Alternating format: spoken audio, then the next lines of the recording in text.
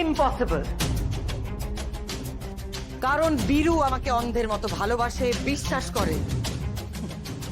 বীরু তো পারলে আমাকে না জিজ্ঞেস করে নিঃশ্বাসও নেয় না। আমার ভাইয়ের এটা বিশ্বাস যে তার দিদি কখনো ভুল হতে পারে না। কিন্তু শাওন, শাওন তোমার সব ভুল অপরাধ সামনে আনবে। তুমি ওকে ওর মায়ের ভালোবাসা থেকে, বাবার স্নেহ থেকে বঞ্চিত করেছ।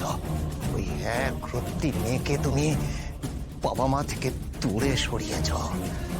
শাওন যখন সবটা জানতে পারবে তখন তুমি কি করবে রঞ্জিনী? এই দিনটার তো পেয়েছিলাম, এই জন্য আমি কি করেছি, শাওনকে যাতে পুরোপুরি আমার হাতের মুঠোয় আমি নিয়ে আসতে পারি তার জন্য পুরো খেলাটাই আমি ঘুরিয়ে দিয়েছি।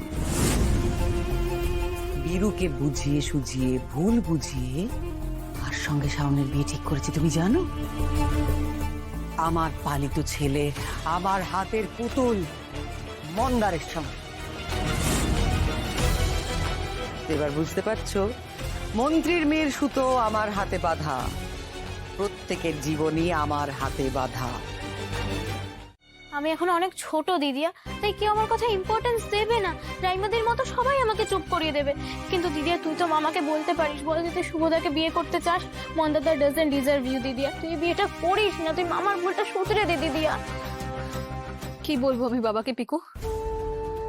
কি করে বলবো যে সব দোষ আসলে আমার? আমি বাবার কথা ঠিক করে না শুনে বিয়েতে হ্যাঁ বলে দিয়েছিলাম।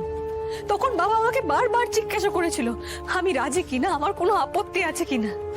কিন্তু আমি শুভর সঙ্গে বিয়ে হচ্ছে ভেবে এতটাই এক্সাইটেড ছিলাম যে আমার কার সাথে বিয়ে ফিক্স হয়েছে তার নামটাও শুনতে চাইনি।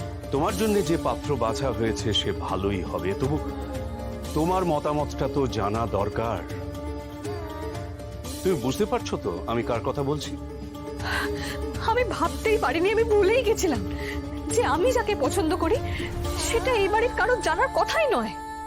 আর পিসিমণি আমার বিয়ে ফিক্স করছে মানে আমার ভালোর কথা ভেবে, আমার খুশির কথা ভেবে আমার পাত্র ডিসাইড করা। ওদের আনন্দ, ওদের খুশির জন্য তুই শুভদাকে ছেড়ে একটা বাজে মানুষকে বিয়ে করে নিবি দিদিয়া? না, দ্যাটস নট ফেয়ার। এবার তোকে কিছু করতে হবে না দিদিয়া। আমি মা বাবাকে বলবো যে মামাকে বলতে। দাঁড়া। না পিকু, তুই কাউকে কিচ্ছু বলবি না। পিসিমণির কথা মেনে বাবা এই বিয়েটা ঠিক করেছে। এখন যদি আমি বিয়েটা ভেঙে দিই তাহলে পিসিমণি চিরকালের জন্য বাবাকে আমার থেকে দূরে সরিয়ে দেবে। বাবা আর হয়তো কোনোদিন আমার সঙ্গে কথা বলবে না, আর সেটা আমি সহ্য করতে পারবো না। আমি বাবার রেপুটেশন কিছুতেই নষ্ট হতে দিতে পারি না। কিন্তু তুই নিজের লাইফটা নষ্ট হতে দিবি দিদিয়া, তাই তো? আমার কপালে থাকলে নষ্ট হবে। এবার আমার বিয়ে কার সঙ্গে হবে সেটা আমার ভাগ্য ডিসাইড করবে, আমি না। বাট আমি একটা জিনিস বুঝতে পারছি না, বাবাও তো মন্দারকে সহ্য করতে পারে না। যাবে, তোমার অহংকার একদিন যাবে। ইতিহাস সাক্ষী আছে, অহংকারী যতই শক্তিশালী হোক না কেন তার সমাপ্তি ঘটবেই। অন্যায়কে হারিয়ে ন্যায়কে জেতাতে কেউ একজন আসবে, তোমার ক্ষেত্রেও আসবে। তোমার মিথ্যে চাপা পড়া আগুনের মতন যে ঠিক ঠিক করে চলছে, দাবানলে পরিণত করে তোমাকে তোমাকে পুড়িয়ে রাখ করে দিতে সে আসবে। কি দারুণ বাণী দিলে তুমি! কিন্তু তোমার এই বাণী তো একেবারে ভ্যালুলেস। কেন বলো তো? কারণ রঞ্জিনী মিত্র ইতিহাস পুনরাবৃত্তি ঘটায় না, ইতিহাসকে বদলে দেয়। শুনে রাখো ধৃতিমান,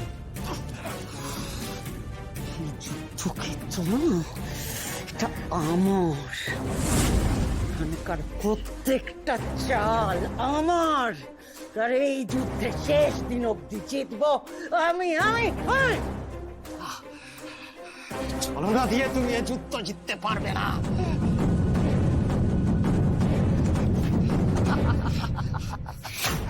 আপনি আমাকে ক্ষমা করবেন স্যার, আসলে শাওন মায়ের বিয়ের তারিখটা তো আমাদের জানা ছিল না। এদিকে আমাদের বাড়ির সবাই মিলে বৃষ্টির বিয়ের দিন হিসেবে ওই তারিখটাই বেছে নিয়েছিল। তারপরে যখন জানতে পারলাম শাওন মায়ের বিয়েটা ঠিক তার আগের দিন, ওটা বদলানোর আর কোনো উপায় ছিল না স্যার, কাঠ ছাপতে চলে গেছিল। না না প্রদীপ, ক্ষমা চাওয়ার কিচ্ছু নেই।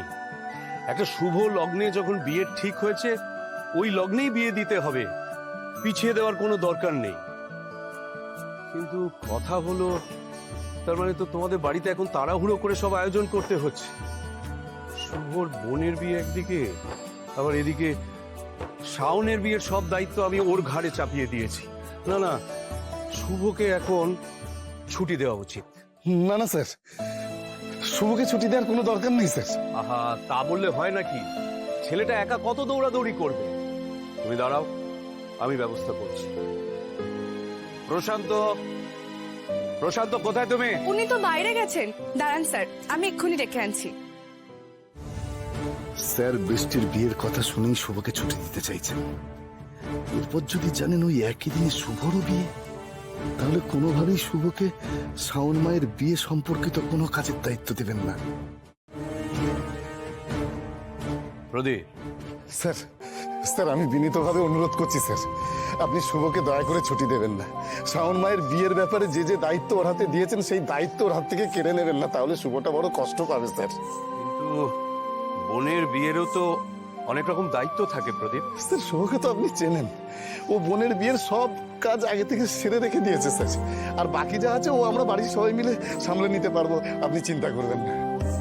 না না, চিন্তা তো একটা থেকেই যায়। আর তাছাড়া তোমাদের পরিবার তো আমাদের পরিবারের খুব কাছে। দুই বাড়িতে এখন বিয়ে, কিন্তু একেবারে পর পর। তার মানে দুই বিয়েতেই আমরা পরস্পরের বিয়েতে যথেষ্ট উপস্থিত থাকতে পারবো না।